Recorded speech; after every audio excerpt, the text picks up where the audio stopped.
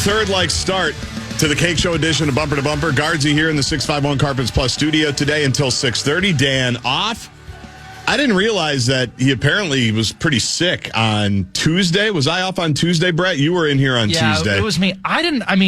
He was struggling. It didn't sound like he was sick, but every break he just had his head in his hands. He was gutting it out. It was his flu game. Gutting it out, the flu game. So the Tuesday show, which included Seifert, Kyle Potter, and Lou Nanny, if you want to go back and podcast that, the iHeartRadio app, the Dan Barreiro flu game, as Brett Blakemore calls it. So he was sick yesterday, too. Lavelli Neal III had to fill in. I jumped on 24 hours ago for my luxury accommodations in West Lafayette, which a couple of people did note. Is there such a thing? No, there's not.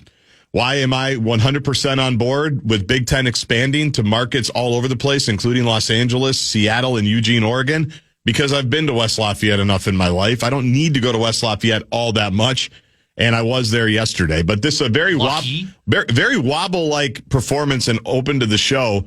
The voice of the Gophers, Mike Grimm, is going to join me for the first hour of the show. He's coming back off of what had to be a really fun trip for the voice of a team, the Gopher basketball, in sweeping USC and UCLA. Only the second team to do that kind of out of nowhere.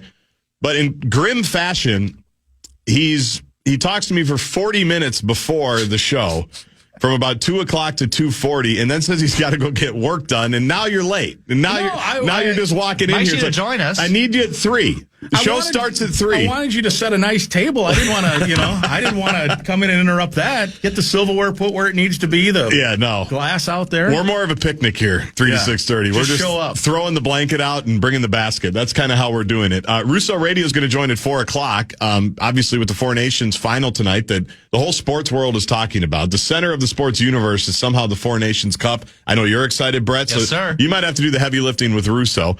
But that's coming up at 4, and Grimmer's going to hang out at 3 o'clock. I just love the fact that I just saw you 8 minutes ago, and then you're nowhere to be found at the top of the hour when I need you. Some of us do have to put food on the table. Well, I had to work, too. Yeah. I had a lot of stuff to do also. And you're saying I was bugging you during that time. I mean, no, you weren't, because I was encouraging it, and I think we hashed out a lot of the things we're going to talk about, some for the air, some not, but it's great to have you. Thanks for coming in. Thanks for the invitation. Sorry, I just wanted to make sure you had everything in order. You don't want to come in and bug you right off the top. We're all good. We're going to talk Vikings in the second hour. We were going to talk, there's a boomer that's gone mad. He's getting ripped, and I think maybe it's a sign that I'm getting older, but I'm going to probably take his side. That's coming up. I want you, as the young buck, Brett, on the show, I want your thoughts on that later. We got tons of Viking stuff on the field, off the field, stadium related. A former Viking has been arrested.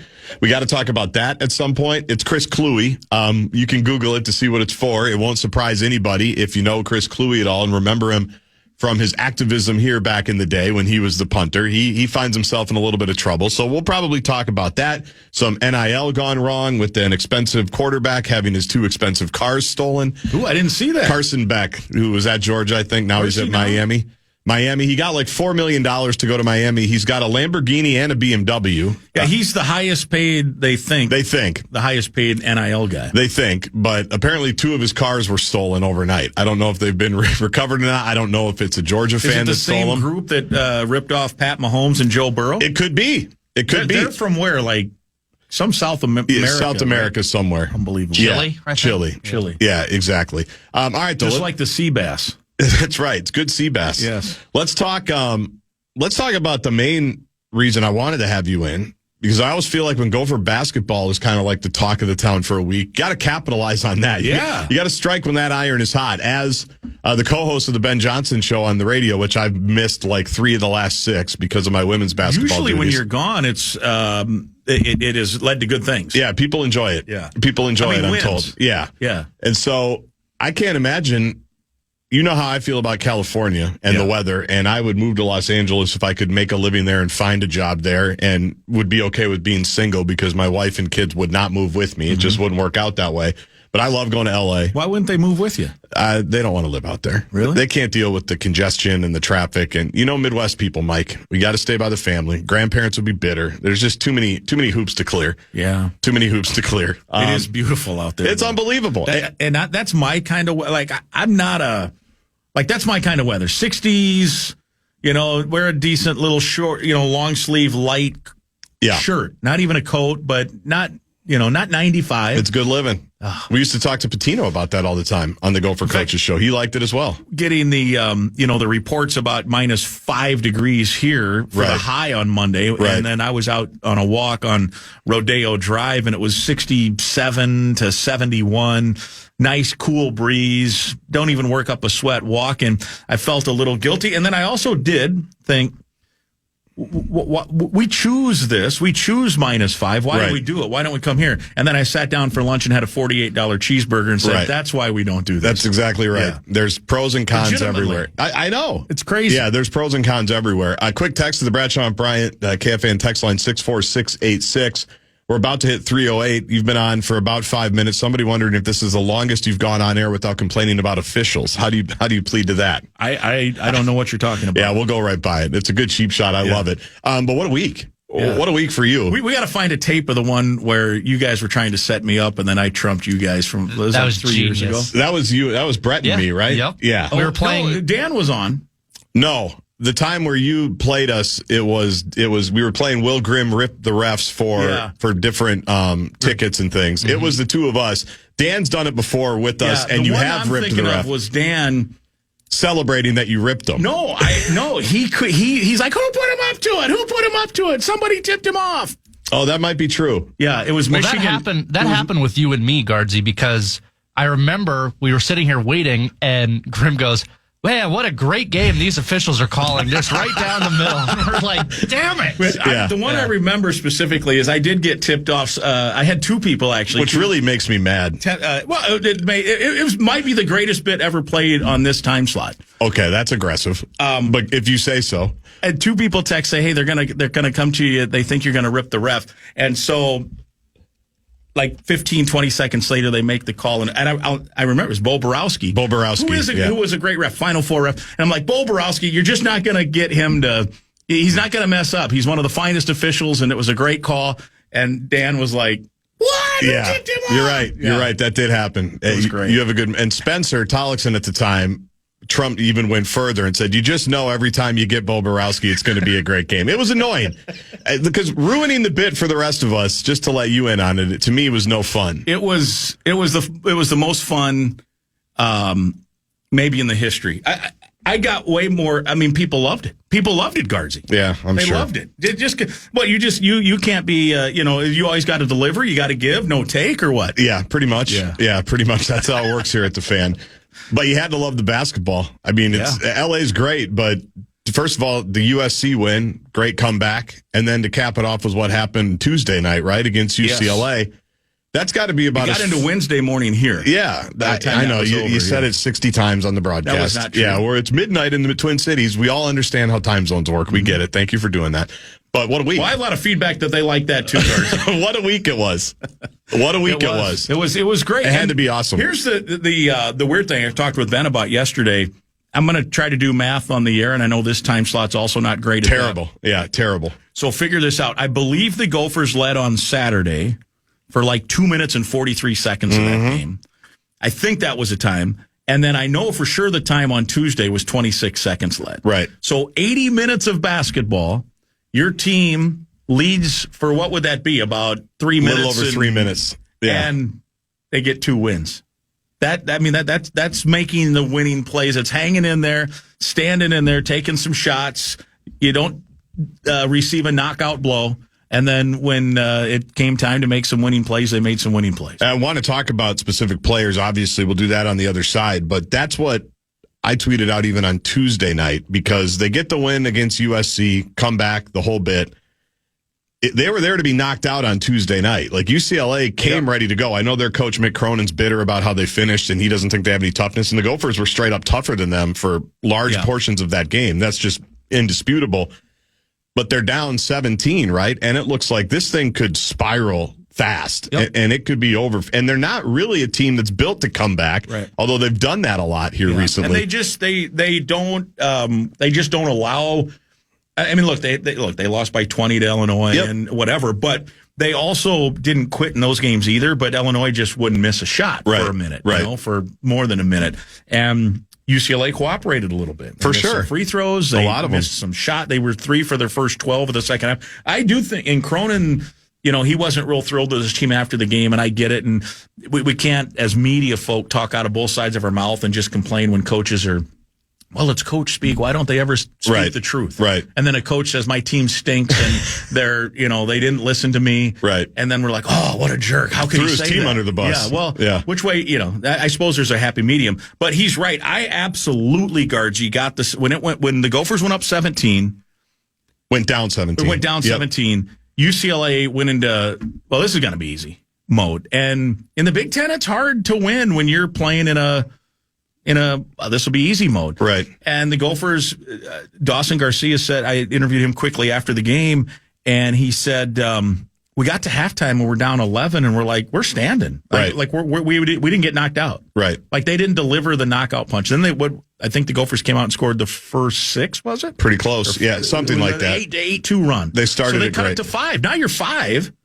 And UCLA didn't really know how to respond because, as you know, once you've kind of cashed it in and you think you've got it, to now re-energize is not the easiest thing to do. And I never got the sense that UCLA re-energized, and the Gophers just hung out, took advantage, and then Dawson scored 13 straight points. I mean, there were UCLA points in the middle, but amongst Gopher points, he scored 13 straight. I mean, that was, of all the great games he's had, that stretch was ridiculous. Like, he hit the 1 foot, like the step back shot was good. A 1 foot goofy foot he kind of lost his balance and still threw it in from 15 or 16 feet. And then Patterson makes the 2 layups and draws the charge and has the fine. So it's 13 straight for Dawson, then 4 straight for Lakai, and all of a sudden you're looking up and you're like, what a win. It was amazing. And those are the 2 players I want to focus on when we come back, as well as some others, and talk about the final stretch of the season where, and you nailed this a couple of weeks ago on the Golden Gopher podcast, the schedule was going to open up for the Gophers, where even though it started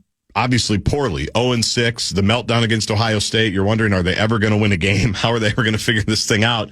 They had opportunities, if they figured some things out, to get a respectable Big Ten record when all is said and done. They're on that track. How do they do it? We'll talk about that with Grimmer. And I got a couple of other things, non-Gophers related, that I want to run by Grimmer when we come back, too. It's Gaardsy in for Barreiro, Russo Radio, about 45 minutes from now. You got some money to give away? I do. The fan wants to give you a shot to put $1,000 in your hand at the National Cash Contest. Head to KFAN.com. Enter the keyword BILLS for this hour. The keyword is BILLS, KFAN.com. Keyword BILLS.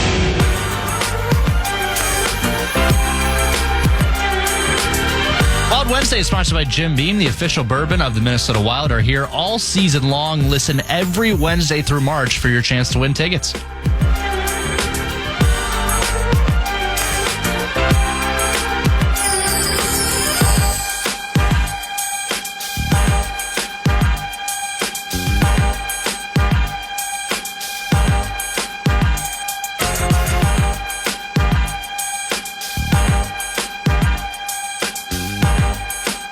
All right, Gaardsy in for Barreiro today. We hope Dan will be back tomorrow. Voice of the Gophers, Mike Grimm, joins me in studio for the first hour, coming off a very fun, successful basketball road trip. He and Al Nolan had the calls on, what was it, Thursday night? No, Saturday night, Tuesday night? Yeah, Saturday afternoon and Tuesday night. All right, Dawson Garcia. So you got here in 2006, 2007. Yep. You caught the last 7 games of Dan Munson's career. Yep. Into the Jim Molinari era, into the Tubby era, Patino, and now obviously Ben Johnson. So you've been around a minute or two. I can't believe how time flies, but yeah, that means we're old. You're the veteran voice. Yeah. You're the veteran voice. Yeah. I didn't say legendary or respected, but you're the veteran voice of Gopher basketball and football. Where do you put Dawson Garcia in the players that you've seen that have come through this program? Because it's almost like we're going to remember him, but because he's probably not going to play in a tournament game, right? And you're not talking about teams like, that had big moments against big teams to clinch a tournament berth. He's probably going to be put lower than he should be, but I just can't even imagine where they would have been the last few years without this guy. What a career. He's going to have, not from his Gopher career, but his total career, he'll be a 2,000-point scorer. That doesn't come around often. No. In his Minnesota career, I don't have it in front of me, but it's over 1,000, and he's played 3 seasons is all right here. So in my time, I've always thought, in terms of first-team All-Big Ten, Nate Mason was a first-team All-Big Ten player. Yep. And Jordan Murphy, I think, was a first-team All-Big Ten player. Jordan Murphy, I've always thought that's the best player in my time that I've covered. He was a double-double machine. I mean, I think it was his senior year, he won, this won't be exactly right, but he won like Big Ten Player of the Week, like the first 4 weeks of the season. Yeah. And then I think the Big Ten office just decided we can't give it to him every week. So he only won a couple more after that. But it was, a double machine. I mean, I don't know what the number is. He had to have 20 double-doubles in 30-some games. And you're right, he played in a couple of tournaments and first-team All-Big Ten. I think Dawson should be first-team All-Big Ten this year. I mean, with the relative success that the Gophers have now had. Right. I mean, they've put themselves into a conversation. They've had some nice wins. He's going to probably lead the league in scoring. And I vote on that. And oftentimes what I'll do is I use the 20 conference games.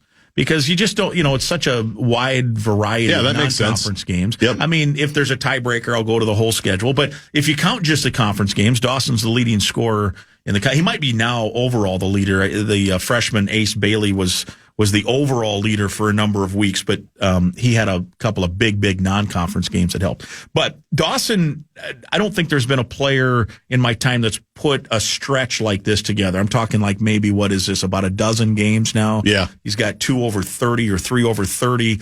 I think all but another 2 have been 20 or more. He had 7 straight 20-point games.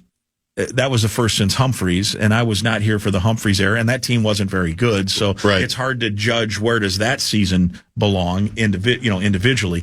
So I think this is the most impressive 12 to 15 game stretch of my 19 years here of what Dawson's doing. I can't argue with it, and I think he deserves a lot of credit because he's got a lot of new teammates this season again, right? And he probably thought this team was going to look a lot different when he decided to come back. And I don't know if he seriously considered leaving. I think they all kind of do a little bit, right? Nowadays, they all kind of think. And in some cases, with the money being thrown around, you're not going to blame a 20-year-old for taking the cat. You just aren't. If you are, then you're not very nice. I mean, some 20-year-old has a chance to make $100,000, beautiful, right? But all of a sudden, someone says $600,000 or $700,000. You're 20 years old, you're going to leave $500,000. Right. No, I agree with you. I mean, I agree with you. You can't blame him. And then, I think you give credit. And Dawson did turn down maybe that much. I don't know. And what the numbers I are. think that to me gives him a whole different level of it means something to me to be here and put down some type of legacy here and hopefully keep this thing building and moving forward in some type of direction. And I think that should be celebrated. It's not just the monetary part of it, right? There's other value. Like, what is the value? Our buddy Daryl Thompson, right? Race, his son played at Indiana. Steph and Daryl are flying and driving, and they're taking 14-hour drives, and fine. And they didn't complain about it. But I remember when Race's career ended, Daryl said something like, "I'm exhausted." Yeah. Well, there's some value on the flip side of that. Dawson's parents get to hop in the car 20 times a year and drive 18 minutes or 28 minutes or whatever it is from Savage, right? Right. And watch their kid play. They, now they go to all the road games too, and they're very, very active. But there's some value in playing in front of your friends. There's some value staying teammates and loyal to what you've got. It's not all money, and I think all those things are things that Dawson valued. And he likes Ben Johnson. He wanted to play for Ben Johnson. That was why when Ben got the job, it's part of why he came here to start with. And so he wanted to stay loyal to him and that staff and the program and play in front of his family and friends. And it's for him, I mean, on the individual basis, it's worked out. I'm sure he would have loved to have had some more team success. They were on the verge about this time last year. Right. Where, they're going to get themselves into NCAA conversation. They weren't probably quite on the bubble, but close, maybe on the fringe. Right. And I think they went 2-4 in their last whatever, and they've gone 4-2. Lost to Michigan State in the tournament. Yeah. That would have helped to knock them off. So instead of NIT, maybe you're NCAA, but there was a stretch of good play last year too. So yeah, Gaardsy, I mean, the elevation of his shot making. He's always been a pretty good shooter, but he's now a 3-level scorer. He can hit the 3. He's got a great mid-range game, and his touch around the basket is really as good as there is in the league, I think. So 6-3 in their last 9, right? Yeah. With Penn State on Saturday at the Barn, and then Nebraska, right, is in there. Wisconsin's in there. Northwestern Tuesday Tuesday night, 6 o'clock. And you're going to be, those might be the only 2 games the Gophers are favored the rest of the way. Mm-hmm. Then they got 3 games left. At Nebraska, that building Minnesota's never won in. Right. So that will, they're going to be an underdog, but they were an underdog last week. So it's not impossible to win that game. And at some point, you're just due to win one. Right. And it's a good Nebraska team, but I don't think it's like a team. It's a team that clearly plays better at home. They got smoked by Penn State last night. Right. I think Penn State had lost 8 straight, and they looked like they had kind of quit. And somehow at home, that Bryce Jordan center magic.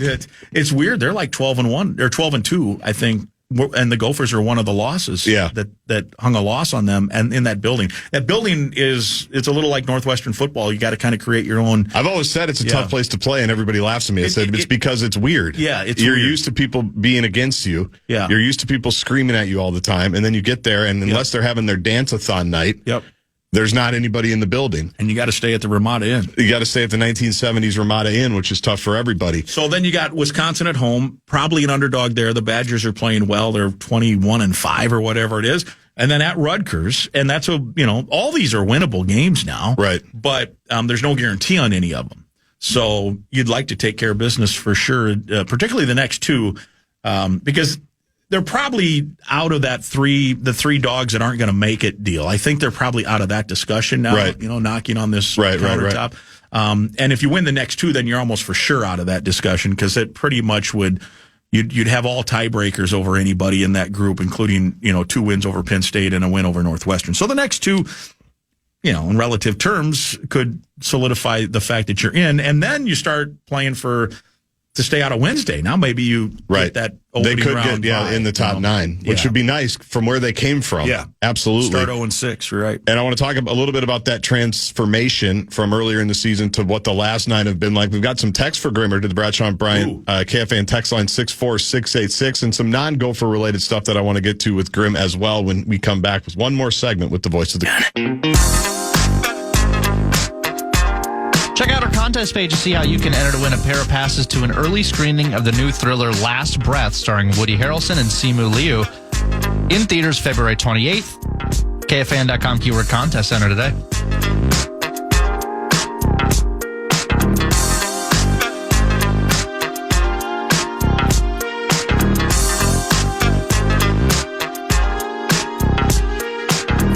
Gaardsy in for Barreiro today. Brett Blakemore here as well. You've basically been in all week. You're going to be in tomorrow as well. That's right. No matter who's hosting in this chair. He's been double dipping too. I know. I heard there's one of my favorite segments of all time, the Stump the Snob yesterday. Was that yesterday or the day before? That was yesterday. Yesterday, I was in California. That was fun. Nordo brought it back. Nordo brought it back yesterday. I loved it. It was great. That's the voice of the Gophers, Mike Grimm, who's in studio with me. I'm Justin Gard. Russo Radio will join about half an hour from now. Are you good for top 5 at 5? You've had to work all week, so you must be really locked in on everything that's been going on. I don't think you've given me enough time to prep for it. So that's true. It's going to be tough. It's a really busy week, too, in the world of sports with nothing going on right now. So good luck. I'm thinking about just playing the miracle speech start to finish. Your thoughts? Well, people are clamoring for that. They're clamoring for the miracle speech, and they're clamoring for Chris Emilio speech. Estevez. Yeah, Cluey speech. We might play that later.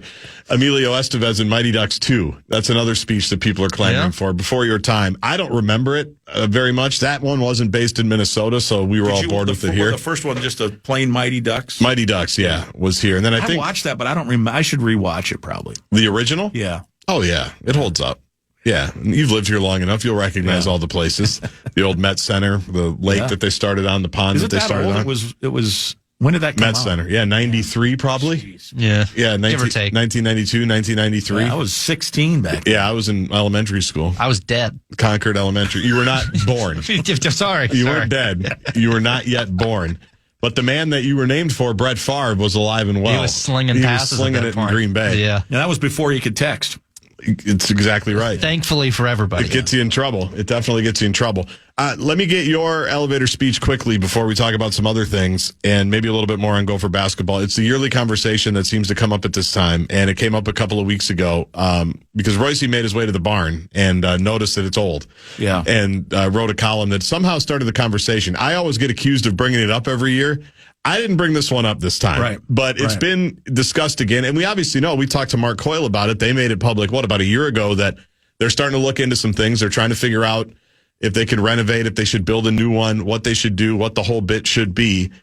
You are one of the few, because of your job, that gets to go see all these places around the country and around the Big Ten more specifically. So I'm curious kind of where your head is at or what you're thinking at the moment, because everybody's got an opinion on it. everybody's got strong feelings about it one way or the other on, you take it however you want it, what they should do, what they will do, what you think they're going to do, what the options are when it comes to the building Williams Arena. And there'll be mixed, it's going to be a mixed reaction. There is no answer that's going to be consensus. Here's what I'll say, because I've been in not only this market, but other markets where they've built new stuff. Sometimes it's been against conventional theory. Why do you need to build? Every time, 100% of the time, once the new facility opens and people sit down and view a game there and experience the amenities, they're like, why didn't we do this a while ago? Yeah. Why? What are we doing? What took us so long? This is beautiful. Target Field, right? Now, here's the weird thing, too. And nobody was mad when the Metrodome got tore down, right? Right. Why? Because it wasn't a great building.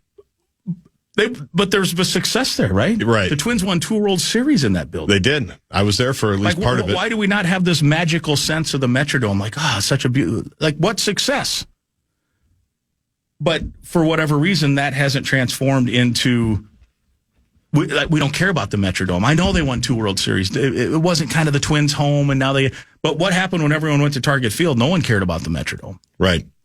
U.S. Bank Stadium. U.S. Bank Stadium. We're going to talk about U.S. Bank Stadium today. And I was in St. Louis, working in St. Louis when they opened the new Busch Stadium, and a similar reaction was like, oh, this is nice.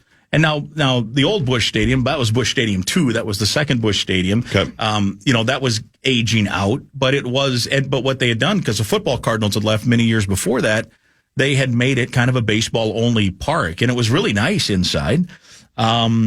Missouri built a new basketball arena at that time, and I think it was 2004. The old Hearn Center, where Storm and Norman Stewart was their great coach, and he won a bunch of Big 8 titles, and they had great tradition, but they tore that down, and people went to a game at Mizzou Arena and said, damn, this is nice. So I think you're getting kind of where I'm headed with it. Yeah, I mean, I know your thoughts. Yeah, I get it. People are hanging on to a lot of memories and charm, and I don't think I'm speaking out of school here with my former play-by-play colleague, Spencer Tollickson. So he played in a building, right? Grew up going to games in that building, and now and broadcast games with me in that building. And then after he stepped aside because his kids were getting the age and his real job was taking too much time, he now is a fan in that building. And one of the first things he said to me is, there's no place I can have my kids just sit down and eat a chicken strip or a hot dog. Right. Like we're standing next to a garbage can with our food on top of the garbage can. And there's 4 people waiting in line when we're done eating to come in and set their hot dog on there so their 8-year-old can eat. And we need a spot to eat. And a new place would provide that. As simple as that. Like a lot of people are like, well, we'll help recruiting, put the money in NIL. That money doesn't mix. Like the money, right? Like don't even get me started down that road, because I have real strong opinions on how you could fund the place. Yes, you do. Yeah. We can't ask the state for money. Well, why not? They paid the Vikings stadium for individuals that are worth lots of money. They paid helped pay the Twins stadium. And I think they should have. I think sports are a valuable piece of the community, and it brings in money, and it can bring community pride and do all that stuff. But the barn is the property of the state. That's the one facility out of all these that they can help. They put almost $40 million into the new arena several years ago in Duluth. The state did. Right. Anybody? Oh my God. Right. So go get state money. Go ask for it. Don't be scared to go get $150 million from the state. Right. And build a nice $200 million arena. Get naming rights for another 50. You don't even have to ask one booster for a dime. We're at that point now. The booster money has to go to NIL. Go get money. And then you build a nice arena, and it becomes another nice key centerpiece. You can actually have a concert there. The Gopher football stadium, the Vikings football stadium, and the X and the Target Center, they're going to get the big, some of the bigger names. But you can have these secondary venues that you can have cool events there. You can host things. You can have conventions there. You can do a bunch of stuff. So that's my thought. People are going to get mad because they love the place. There is a certain charm, of course. And yes, it gets loud. All of that. But there's new buildings that believe it or not, it's noisy. So And charming. You mentioned Busch Stadium, and it reminded me that the Power Trip tomorrow is having a guest on. It made me think of the Power Trip when you brought up Busch Stadium, apropos of Why nothing. is that? I'm not sure, but Hawk texted me, and he wanted to let people know that tomorrow morning at 7 o'clock, they're going to have a listener named Kale, who was on the plane that crashed in Toronto on Monday. Oh, wow. And probably they think it's the first time that he's really, talked about what a crazy story that was. So I wanted to promote that, for people tomorrow, 7 o'clock on the Power Trip Morning Show. One of the survivors there on the crash in Toronto that we all obviously watched and saw and were terrified by and all of that. He's going to be on at 7 o'clock on the Power Trip Morning Show. That was because Dan and I talked about this a couple of weeks ago, and we have talked about it a lot for the last handful of years. And it's the usual arguments on all sides. And my thing, because the counter argument is all of us, well, yeah, build a new building and the recruits are going to come. I'm not thinking about the recruits at all. No, it's a fan experience. Exactly right. Yeah. And for people, and the other question I always ask people is when they tell me that you can't tear down the barn, I said, have you been there lately? How was your experience? Yeah. Basketball separate. We know the parking's never going to be fixed because it's the University of Minnesota. Could they build a couple of more ramps in one of these spots and make it easier? Maybe, sure. But it's going to be tough to get to because it's landlocked. There's one way in, one way out, basically. Yeah. We see that on football Saturdays. You and I wait in the press box until we can't see any red lights on 4th Street anymore. And then we decide we can leave, right? Because it's always... I thought that's just because you wanted to hang out. I just wanted extra time, for sure. And so it's about, if you go there, regardless of how good or bad the team is or who they're playing, you're going to have a reasonably easy time, good time, fun time, because of everything else that comes with it. Right. We've all been, if you've lived in Minnesota at all, we've all been to a game that rivals when Tiny Edgerton came down here to play the big schools and 26,000 people were there and the fire marshal said, let them in. We've all had a game like that. Mm-hmm. Okay. Few and far between. There's been thousands of other games played there. We all have our memories. I remember 97. I remember the Vashawn Leonard era.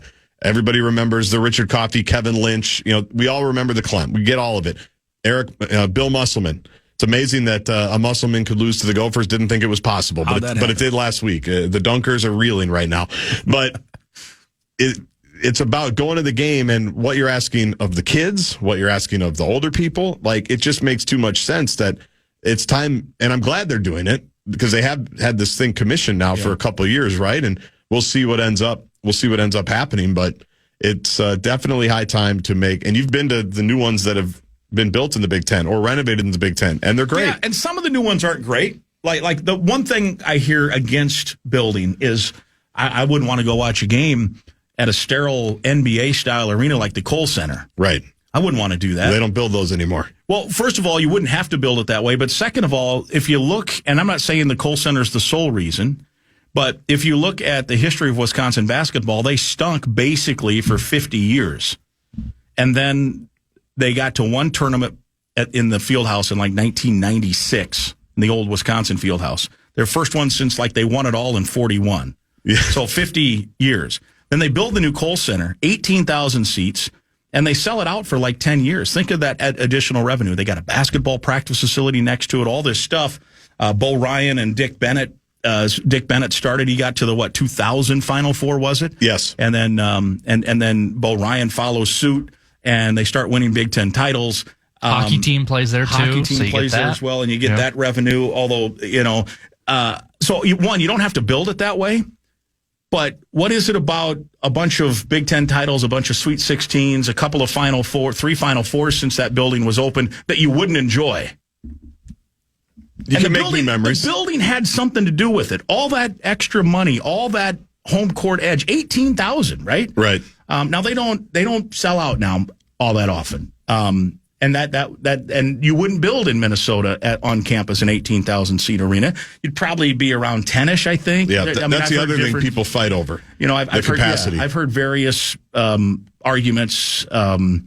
I just talked with someone yesterday that has something close to do with the basketball program that thought 8,500 is the right number. I think that's probably not. I think that, I would think 10 to 12. Some people think still 14 like it seats now. I don't know, but it ain't 18. That's not the number. Right. I don't necessarily, I know that was Pat Patrick Royce's thought. I don't necessarily agree with his thought that they should share an arena with the Not Wolves. a chance. I don't think that should be the case. Not a chance. It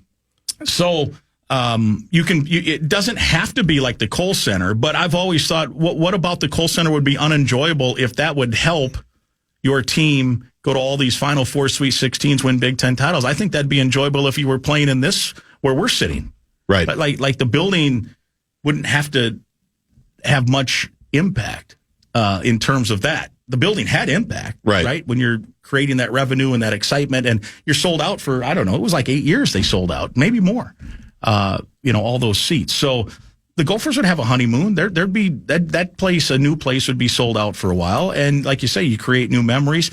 And to a certain degree, you kind of, there is I think there's also some truth just to putting away history and starting from scratch. There's a time where everyone in life has to take their high school yearbooks and put them in storage. You hear that, Halvey? Go ahead. And move on. Yeah, and so is this the time? I don't know what the time is. The building's going to be 100 years old in 3 years. Exactly, 2028. So how much longer do you want to go? And then you also hear the argument, do you remodel it, renovate it, or do you tear it and use the gut, take the guts out and use the... And I don't know. I mean, they're putting $1 million into the roof like every other year, it seems like. Do we want to keep that roof?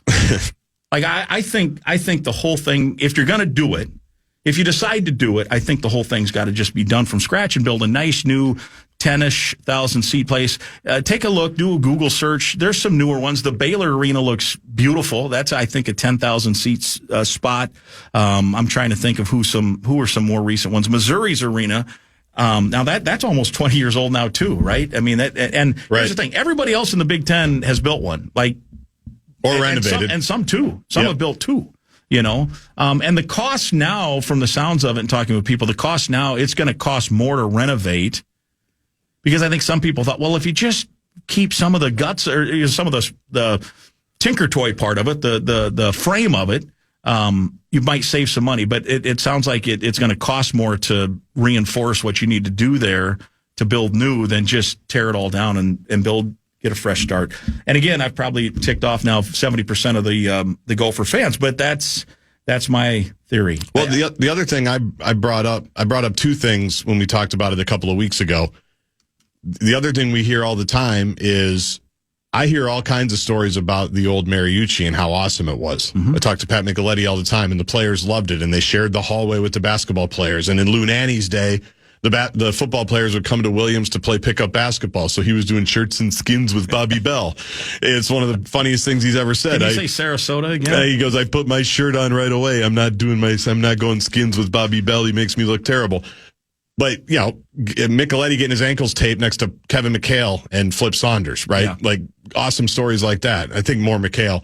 But they built a new Mariucci in the 90s. And, there was a time where there was probably more seats available than should have been, right? A few years back. It's probably a little bit too big now for college hockey. Yeah. If they could do it over again, they'd probably make it smaller. It's about right now. That's what I was going to say. Now it's full. It's hopping. Everybody loves going there. But there's still pictures of old Mariucci if you go around the building. You can see them, and you can remember the history, and people remember leaving between periods to go get more drinks and then come back in. Like, all of that still applies. New building's a pretty nice fan experience. Huntington Bank Stadium. We go to every Big Ten stadium. I mean, just for our purposes, like, just the ease of getting around that place for us, for fans. The fan experience, the whole thing. Again, parking, it's an issue, but the other point I would want to make on that is I'm worried how many generations we've lost for Gopher basketball because the team hasn't been very good and it's not been a good experience. It's not just that Williams Arena's there that Gopher basketball has had the lack of relative success. Yeah. But there's people that have no idea about if the barn rocks, which is my favorite cliche ever. When it's rocking, it's the best. Totally agree. Mm-hmm. It's awesome. Hasn't rocked since Clem left, basically, consistently. And even in the Clem stuff. But a lot of buildings rock when they're full and the 100%. Exactly right. They all rock when you win. So that's, to me, a separate argument. But all the fans they lost in the Metrodome, to bring that one back, generations like mine that didn't grow up going to games on campus. Yeah. When we went to Gopher games as a kid, they were all at 6 o'clock because no one wanted to go to the Metrodome at 11 o'clock on a beautiful Saturday, right? You would pull up to park at like 5:40. You'd walk in, you'd go to the game, you'd leave. There was no buzz, no vibe, nothing. It's downtown Minneapolis. The students had to get bussed in there. This is the 15th year, I think, of Huntington Bank or TCF. And we've already seen like the new traditions that have been born out of that, the tailgating, the on-campus stuff, the people that are my age, your age, and in that area that are now season ticket holders. There's a reason why they travel to bowl games now and didn't before, because they have and that to me is a direct relation of bringing football back to campus, making it a nice building. And since Jerry Kill got here, they've been consistently good, right? Yeah. Obviously some really good years, not a lot of bad years. Right. But consistently, a couple of stubs of the toe, but nothing disastrous. But always in a solid Big Ten program with a couple of really good bowl games that they've been to. And you see what a difference that has made just in the overall fan experience. And even this last year, this place was a great place to watch a game. And the fans were into every single one of those home games. Yeah, and and again, it may or may not have there's no guarantee of anything, right? Like you could build a brand new arena and not do much. But relative to history, if you look at the people who have done it, and you go back to, I guess it started probably when the Iowa Fieldhouse got tore down and Carver Hawkeye Arena got built in '83. Well, what happened right after that? George Raveling got to be the coach, and he recruited like crazy. So in that case, it did help recruiting. Roy Marble, Ed Horton, B.J. Armstrong. They never did get to a Final Four, but they were pretty consistent contenders for the first 10, 12 years of that building when Dr. Tom came in there and took that group over.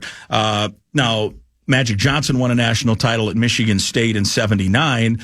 Judd Heathcote had a couple of good runs in between there, but it wasn't until the Breslin Center in the late 80s was open. Tom Izzo took over in, 92-ish or 93-ish? A little later. And maybe 97? Yeah, 96, I think was his first year. I'm not saying they weren't any good. They won a couple of Big Ten titles in between Magic and when they built the Breslin. But I think Iowa got open in '83, Breslin open. There were some other factors. I'm not saying the building's the only factor, but there were some other factors. Michigan, to me, hitting the skids with the Fab Five and the sanctions that got placed on them helped Michigan State get the Flintstones and all that. For sure. But the building was new and it helped. And then these alums are starting to throw money back. You walk out there and it's the Steve Smith Performance Center. Draymond Green's got his name on something there. Right. And so that helps. And then after that, you're starting to get into the 90s. Ohio State basketball, it was a football school, still is. Eldon Miller had some success there, but they weren't going to Final Fours or anything. They build the new arena. Thad Matta has a run as good as any Big Ten run since I've been at Minnesota, and that wasn't that far after that building got open. Nebraska has been horrific in basketball. And some would say, well, what did that building do? They haven't really done a lot.